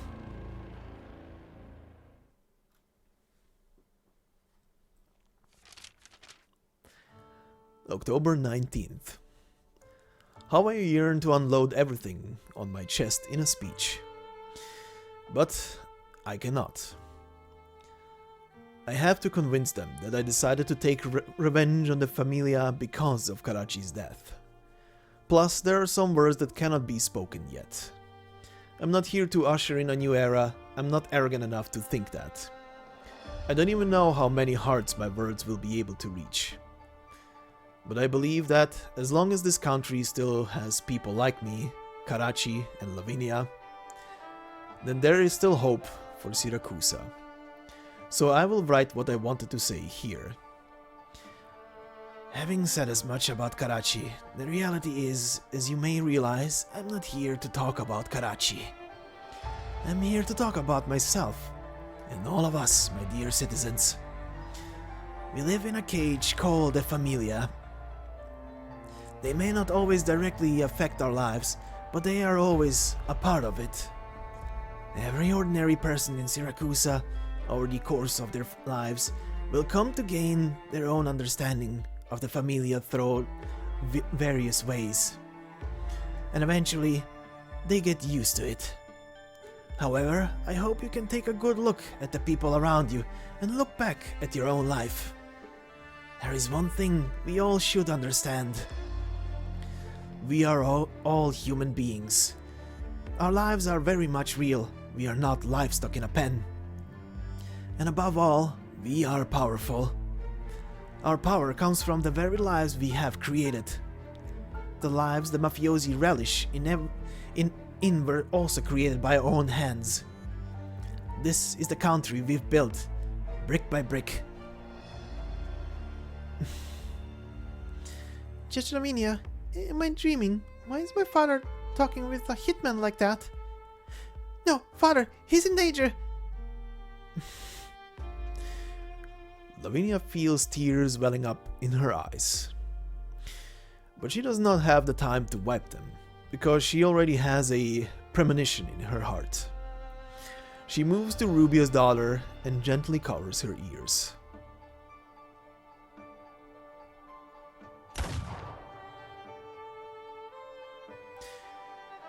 The inhabitants of Volsini will never forget this day. On a clear morning, the crisp clarion call of a pistol's muzzle reverberates across Volsini through every radio. Former Volsini Segretario di Sicurezza Alimentare Rubio died during his inaugural speech, taking over as Ministro dei Lavori Pubblici. The chaos that ensued, though it would be subdued before half a day's time, in fact became the first step toward a new era for Siracusa.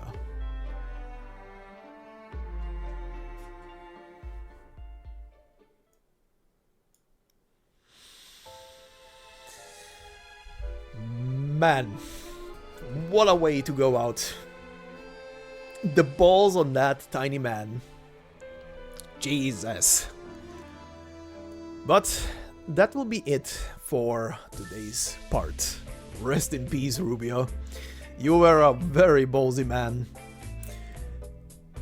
And oh boy, that kid will carry a trauma with her. I do not even want to imagine what that might do to her for the rest of her life. Imagine hearing I'm sure there are people who witness their own, like, relatives die in front of them and stuff, but this is up there as well. But anyway, this will be it for today's part. We will leave it at here, and next time, in the next episode, we shall, I guess, finish the main story. And if there are and by the way, if anybody knows if there is any kind of story cutscenes with the EX stages, because I haven't opened them up yet, obviously, and whatever that third button there is, if there's any story tied to them, story cutscenes or whatever, please, if you can, leave me a comment in the comment section below.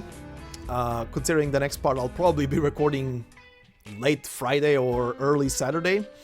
We'll see about that. And yeah, we shall see. Not much left of the story, so let's see how that finishes. Oh boy. But anyway, this will be it for today. Thank you all for listening. And yeah, if you're new to the channel, please consider subscribing. There is a lot more on the channel. like this, and if you like this episode, consider leaving a like. It helps the episodes, means a lot to me, and helps the video a lot in the algorithm, so thank you very much in advance. And as always, I hope you have a fantastic day wherever you are, and I will see you in the next part. Until then, bye bye.